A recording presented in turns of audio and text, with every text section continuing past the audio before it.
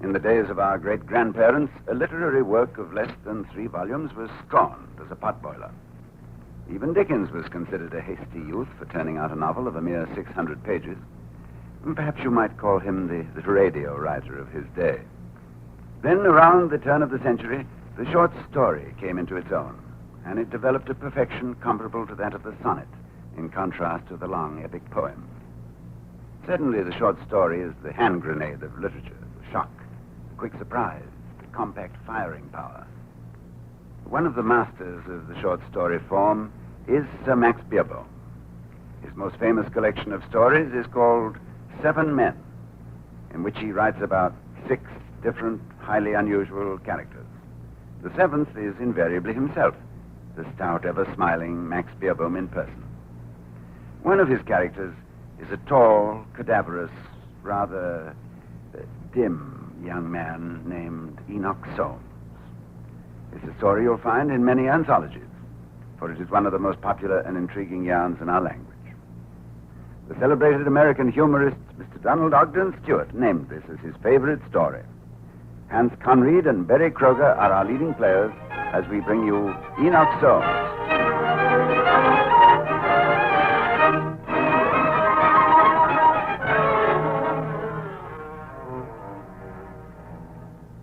I'm a writer. My name's Beerbohm. You may call me Max when you get to know me better. Most of my friends do. As a matter of fact, they call me the Incredible Max or the Incomparable Max. Though heaven knows why, I've never felt I've done very much to deserve those adjectives. Now, if you've ever tried to write, you know, there are certain stories one simply must write. Well, this is a story I absolutely have to write. You'll see, I have no choice in the matter. So, I might as well get the thing done right now.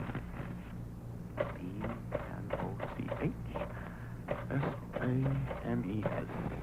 Enoch Soames. What a character. I met him first at a London cafe. The year was 1897. How young I was. And so full of notions about writers and poets being romantic. Well, you see, I myself had dreams of being a writer. I was sitting with Rothenstein, the artist, and suddenly we both saw him.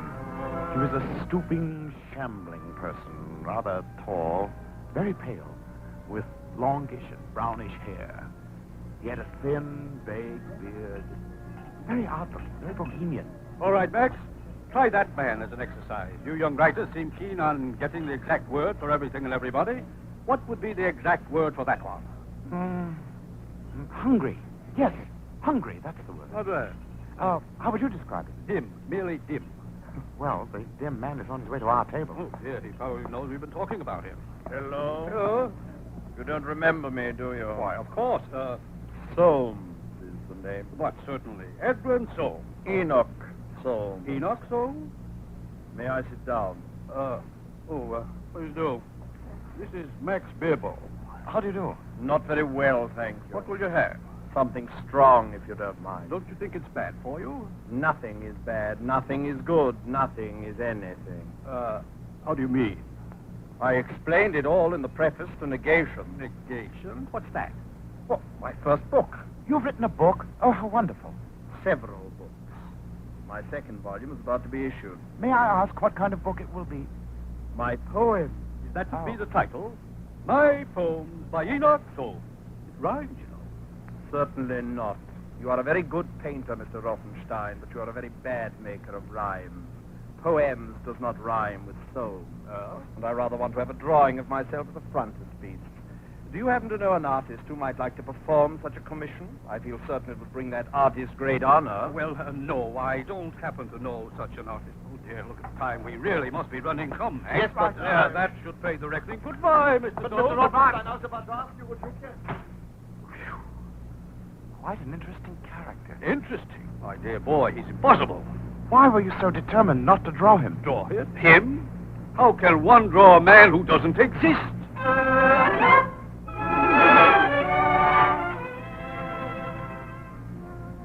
Still, Soames had written a book, and I rushed to buy it. After all, I'd met the author, face to face. Negation. But frankly, I couldn't make head or tail of it. as you read it, you could almost hear Soames pronounce each word. The stuff went something like this. Lean nearer to life. Lean very near. Nearer. Nearer. Life is a web, and therein nor warp nor woof is. Nor warp nor woof is. Yes. Now, the question was Enoch Soames a fool? Or was I?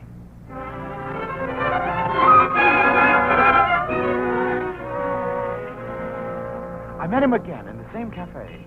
The hungry, dim man was sitting alone, reading a book. Hello, Soames. I hope I'm not interrupting you. I prefer to be interrupted. Sit down, won't you? Oh, thank you. Do you often read here? Yes, things of this kind I read here. The poems of Shelley. Second rate. Oh. Of course, Shelley's very uneven. I should have thought evenness was just what was wrong with him. A deadly evenness. That's why I read him here. The noise of this place breaks the rhythm. He's endurable here. What about Keats? Well, there are passages in Keats. Of the older men, I like Milton.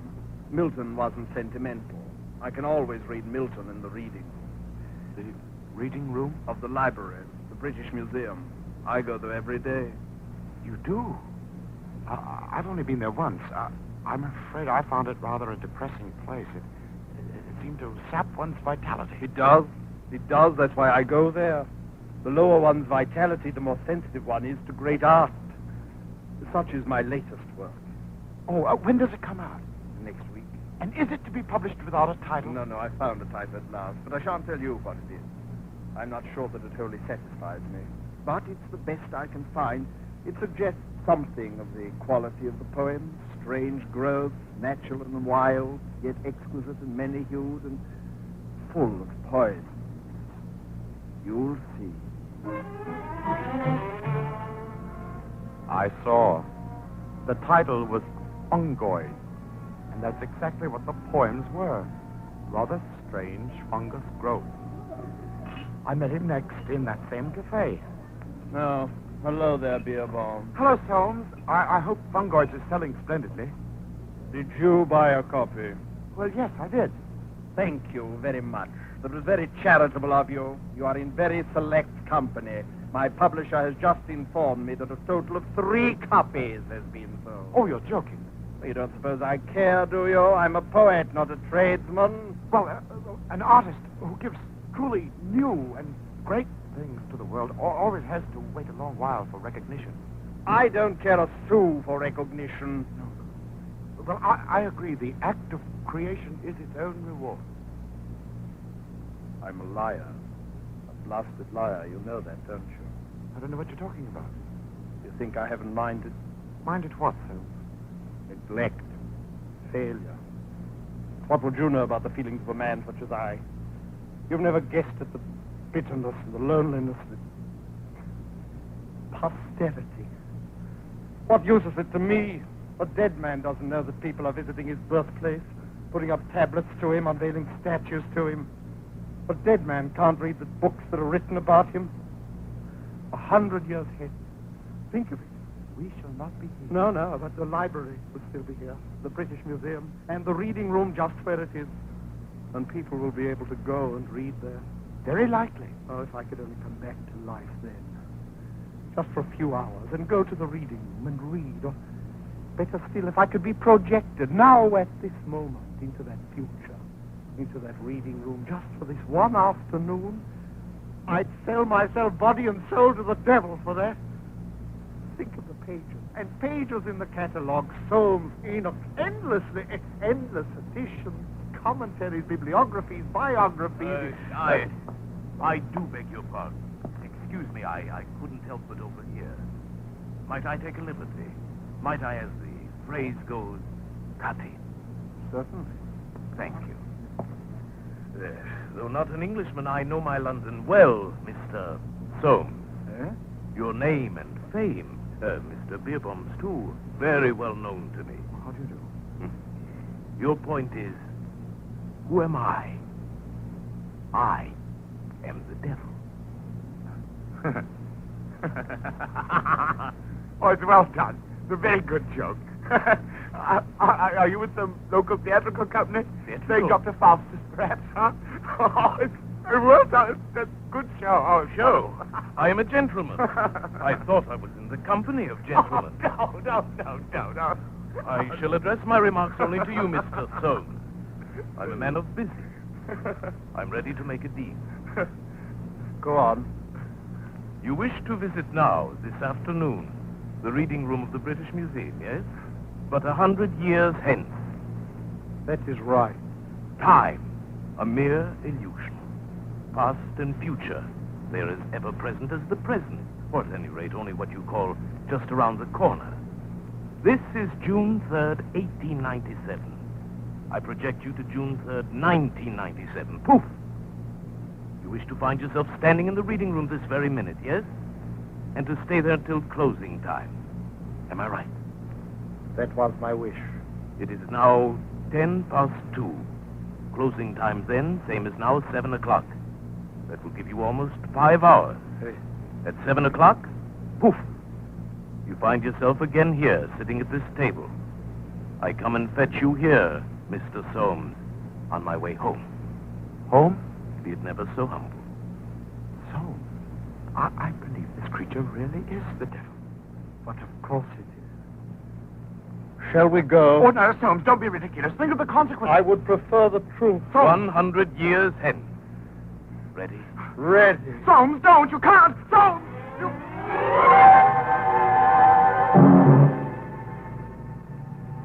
Soames? God! But of course, off on a pleasant trip into the future. Enjoy yourself, Mr. Enoch Soames. Enjoy yourself.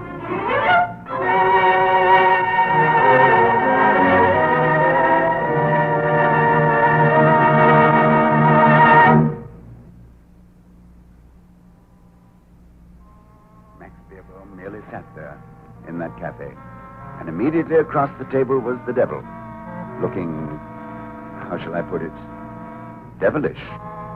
Soames was gone, whisked into the future for some literary research about himself.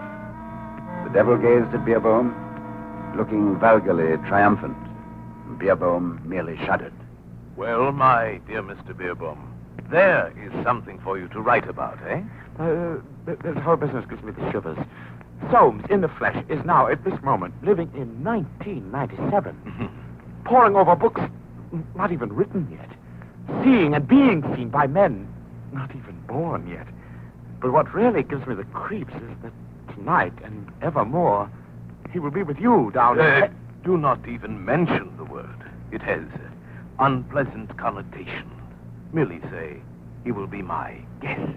Your guest, in exchange for a few hours in a reading room. What do you suppose is happening to Soames right now in the world of 100 years hence?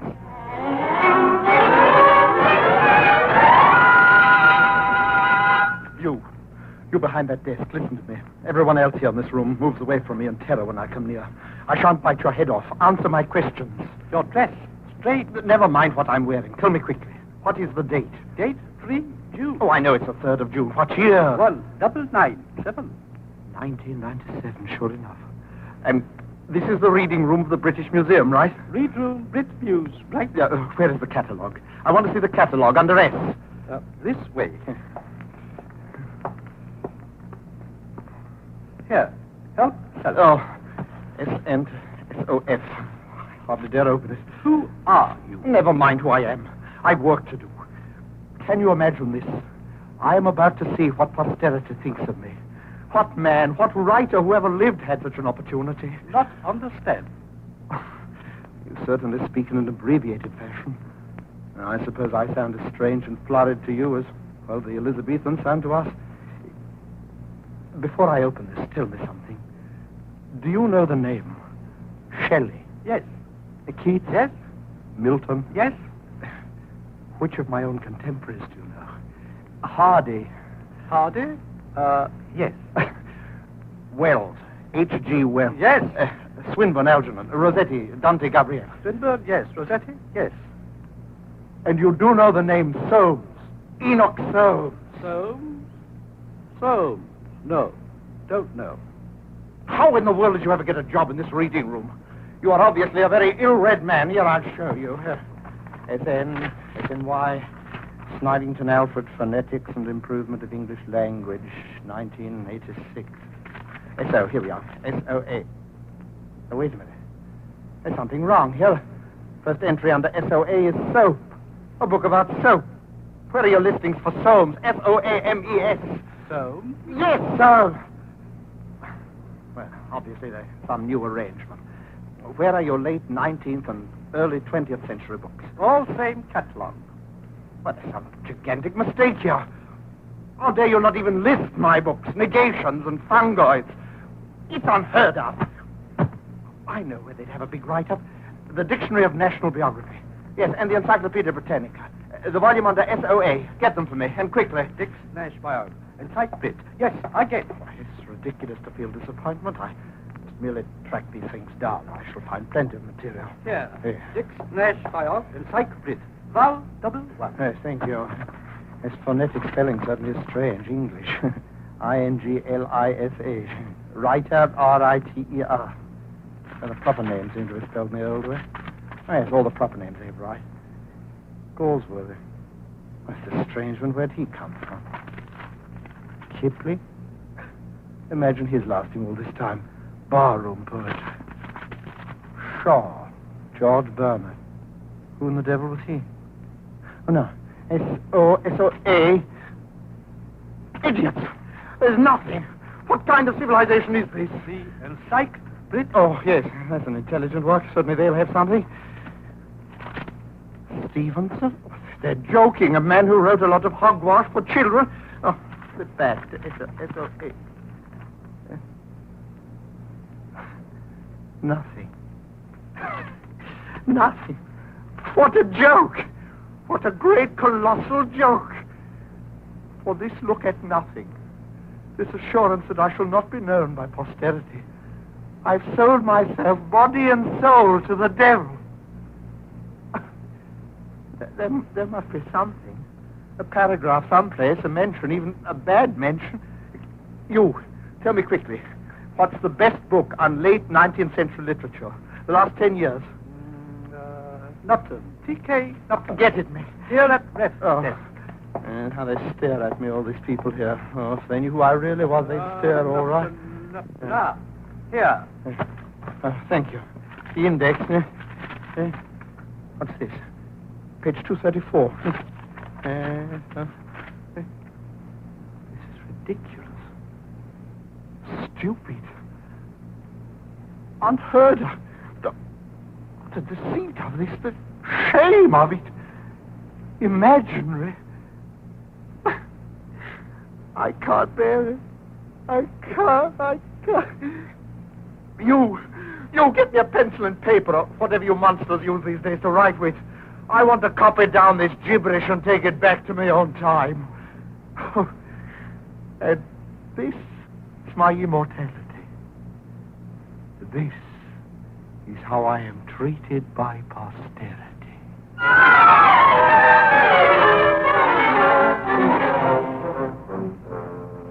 All this Soames told me when he reappeared back on June 3rd, 1897, precisely at 7 o'clock.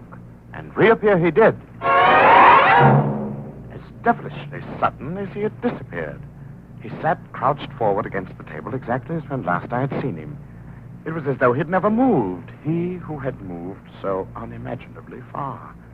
I can't believe it. I can't believe it. Soames, listen to me. You mustn't be discouraged. Perhaps it's only that you didn't leave enough time. 2-3 centuries hence, perhaps. Yes, I've thought of that. And now, where are you going to hide? Hide? From him. From the devil. You must run. It's just my luck to spend my last hour on Earth with a fool. And a treacherous fool. Well, you don't mean to say you're going to wait simply here till the devil comes to fetch you? I can't do anything else. I've no choice. Well, for the honor of the human race, you ought to make at least some slight show of resistance. What has the human race ever done for me? Besides, I'm in his power. I've no will. I'm sealed. Sealed. Sealed. Soames, tell me what else happened 100 years from now. There was something I copied. I'm trying to remember. That's right. Try to remember everything. What did the reading room look like? Much as usual. Really? What did the people look like? They all look very much like one another. Everybody in uniform? Greenish, yellow? I think so. And all of them looking very well cared for, very utopian and smelling rather strongly of carbolic, and all of them quite hairless? In a general way, yes. I didn't have much time to look at the people. No, of course not. But you weren't in the catalog. Oh, I remember now. Yes? I copied it down. Here. I have it here. It's all written in their crazy phonetic language. Here, read it, you horrible scavenger. This is very strange.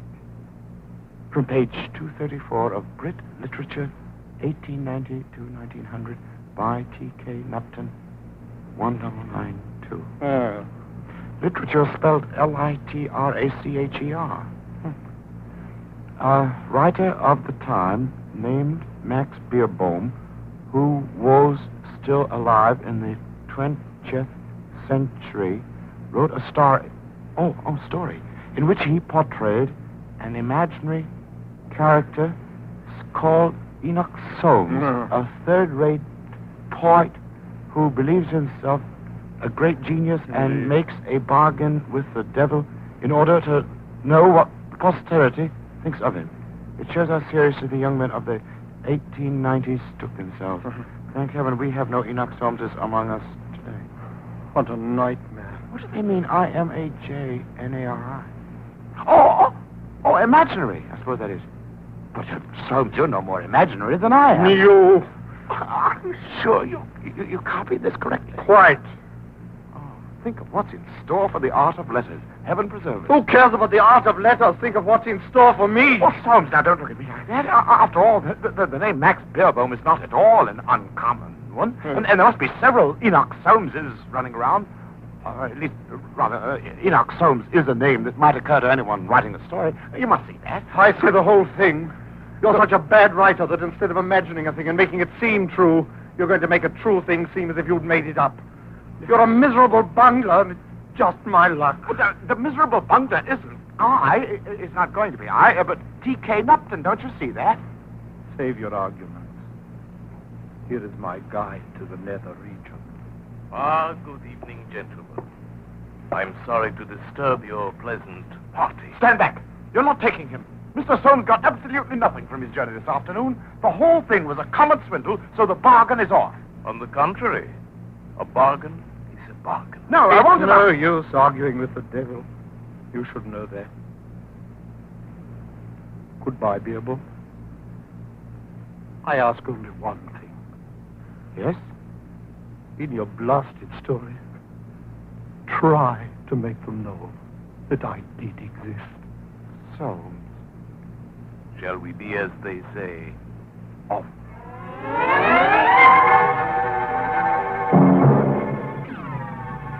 Gone.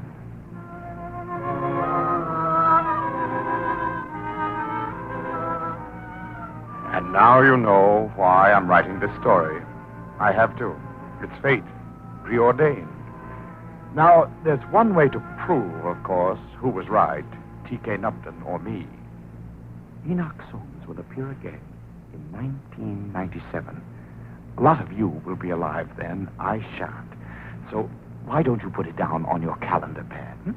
Go to the reading room of the British Museum.